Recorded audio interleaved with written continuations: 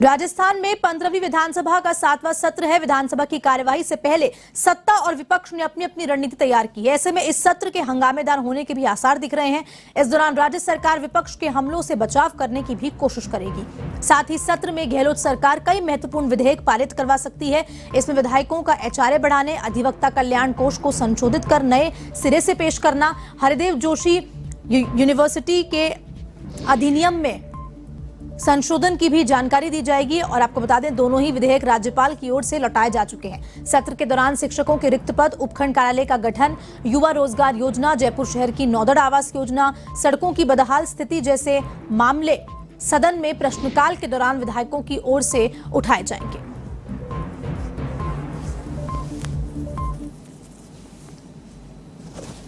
नहीं, हम तो ये कहते हैं कि जो नियम और प्रक्रियाओं के तहत सदन चलना चाहिए, सरकार के दबाव में सदन नहीं चलना चाहिए। तो हमारी ये बात सदन के अंदर हम कहने के लिए आए। अब यहाँ बात ही नहीं कह सकते तो फिर आए किस लिए? जनता ने जिम्मेदारी जो दी है उस जिम्मेदारी को भी हम पूरा नहीं कर पा रहे हैं। कोई मुद्दा विकास का उठाते, कोई जनता को राहत देने का मुद्दा उठाते तो समझ में आ रहा है, आज समझ में आता है। इस तरीके से अध्यक्ष के निर्णय पे सवाल उठाना ये भारतीय जनता पार्टी की ओछी मानसिकता है। अध्यक्ष ने कोई काम अगर नियमों के विपरीत किया हो तो सवाल उठाया जा सकता है।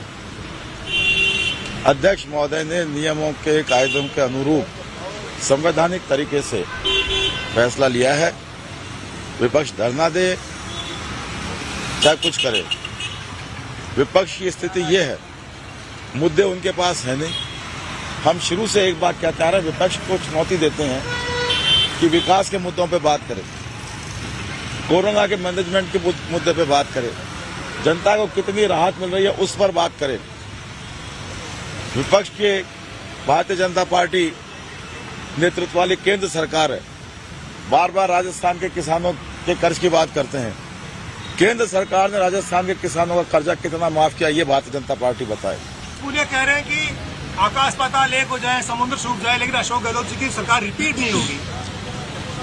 हर विपक्षी पार्टी ऐसा ही कहती है। मुझे याद है कि एक बार 1998 का लोकसभा चुनाव था, सम्मानीय रामदास अग्रवाल जी भारतीय जनता पार्टी के अध्यक्ष थे। उन्होंने ये कहा था कि चुनाव परिणाम आश्चर्यजनक आएंगे, अप्रत्याशित आएंगे, और 25 में से 18 सीट कांग्रेस की आई। उनसे प्रेस ने पूछा कि आप तो कह रहे थे अप्रत्याशित आएंगे, तो उनका जवाब बड़ा अच्छा था, रोचक था। बोले यार अप्रत्याशित ही हैं, चाहे हमारे पक्ष में हो चाहे उनके पक्ष में हो। तो सतीश पूनिया जी की बात वैसी ही है। राजीव गांधी ग्रामीण ओलंपिक को लेकर जो विपक्ष बात कर रहा है, अब उनके गले की हड्डी में बता देती हूँ जो फांस बन चुकी है, क्योंकि आज पूरे प्रदेश में जो युवा है, हर वर्ग है, इन खेलों की सराहना की है। और जो हमारा मकसद था कि राजस्थान के जो युवा हैं, जो बच्चे हैं, वो खेल मैदान से जुड़े, हम उस तरफ बढ़ चुके हैं। आज हर पेरेंट्स अपने बच्चे को खेलों के जरिए उसका भविष्य सुनिश्चित करने के लिए कोशिश कर रहा है। ये मैं कहना चाहूँगी कि ऐसा ही इन्हें कुछ बोलना था तो ये मैदान में क्यों नहीं गए, इन्हें विरोध करना था तो, क्योंकि इन्हें पता है कि आज इस प्रदेश के युवाओं की मांग है। और कितनी अच्छी हमारी योजनाएं माननीय मुख्यमंत्री महोदय ने खिलाड़ियों को लेकर जो भी घोषणाएं की हैं, वो निश्चित तौर पर माइलस्टोन साबित होंगी। और मैं ये कहना चाहूँगी इस आप सब के माध्यम से कि युवा ज़्यादा से ज़्यादा खेलों से जुड़े। और मैं मीडिया का भी धन्यवाद करना चाहती हूँ कि आप सब ने भी इन खेलों की सराहना की और काफ़ी उत्साह आप सब ने बढ़ाया।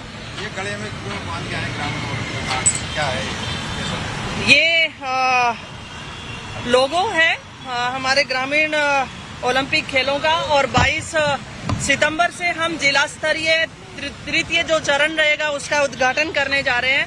और मैं आपके माध्यम से इस लोगों को भी, क्योंकि माननीय मुख्यमंत्री महोदय ने इसका उद्घाटन कर दिया था, और मैं इसको आपके माध्यम से प्रदेशवासियों को फिर से आग्रह करना चाह रही हूँ कि 22 सितंबर को हमारे जो गेम होने जा रहे हैं उसमें आप बढ़ चढ़ कर भाग लें और खिलाड़ियों का उत्साहवर्धन करें। Thank you. राजस्थान की विधानसभा में भारतीय जनता पार्टी अपराध बोध से ग्रस्त होकर देश की जनता का ध्यान हटाना चाहती है। पूरा राजस्थान, पूरे देश की जनता दुखी और परेशान है। या तो अंग्रेजों ने आटे और नमक पर टैक्स लगाया था या बीजेपी ने आटे और नमक पर टैक्स लगा दिया। पहले तो लोग पेट्रोल डीजल की महंगाई से परेशान थे, अब इन्होंने आटा, दाल, चावल, नमक, मैदा, सूजी, दही, छाछ, मुरमुरे, मखाने, हर चीज पर टैक्स लगा दिया। जो बीजेपी आटे पर टैक्स लगाकर लोगों की रोटी छीनना चाहती है, जो लोगों को भूख से मार रही है, जिस बीजेपी ने 2 करोड़ लोगों को रोजगार देने का वादा किया था, एक आदमी को रोजगार नहीं दिया, आज वो बीजेपी राजस्थान की विधानसभा में नाटक कर रही है। बीजेपी के लोगों को जवाब देना चाहिए। आकाश पाताल एक हो जाए, समुद्रों का पानी सूख जाए, लेकिन अशोक गहलोत सरकार वापस नहीं। मुझे लग रहा है सतीश पूनिया जी को खुद को बहुत गलतफहमी हो गई खुद के बारे में। जब वल्लभ नगर का चुनाव हो रहा था, उपचुनाव, इनके प्रभारी अरुण सिंह जी, सतीश पूनिया जी, राजेंद्र राठौड़ जी मुझे कह रहे थे कि असली बात कह रहा हूं कि यहां पर तो ये नहीं कह रहे थे बीजेपी जीतेगी। मुझे कहा साहब वो निर्दलीय जीतेंगे और आप यहां पे इतने नंबर। मैंने कहा आपकी जमानत जब्त होगी, हम जीतेंगे। वल्लभ नगर में हम जीते, जमानत जब्त हुई बीजेपी की। धरियावद में तीसरे नंबर पर आई बीजेपी। तो ये ऐसा ही होगा जैसा वल्लभ नगर और धरियावद में हुआ है। बीजेपी की स्थिति और बिगड़ेगी। 2023 में बीजेपी को राजस्थान की जनता ठोक कर मारेगी और जिन मोदी सरकार के भरोसे ये कूद रहे, उसी मोदी सरकार के कारण हारेंगे। क्योंकि वक्त आ गया जब मोदी सरकार और गहलोत सरकार के काम की लोग तुलना करने लगे हैं। लोग कहने लगे हैं जो गहलोत सरकार कहती है वो करती है और मोदी सरकार जो कहती है वो कभी नहीं करती, सिर्फ झूठ ही झूठ बोलती है। तो हमारा काम बोलता है गहलोत सरकार का और मोदी सरकार का झूठ बोलता है। और ये सतीश पूनिया जी जैसे जितनी डींगे मारेंगे ना, उतना ही जनता इनका हिसाब बराबर करेगी। बाबा साहब भीमराव अंबेडकर का संविधान किसी को भी किसी जाति, बिरादरी, धर्म के खिलाफ बोलने का अधिकार नहीं देता। खास बात यह है कि मेरी विधानसभा क्षेत्र महुआ में सैनी समाज के आज 5000 लोग धरने पर बैठे हुए हैं। सैनी समाज ने मिलकर के लोकतांत्रिक व्यवस्थाओं में अपनी बात और अपनी मांग को मनवाने के लिए अगर शांतिपूर्वक आंदोलन किया जाए तो ये गलत बात कतई नहीं है।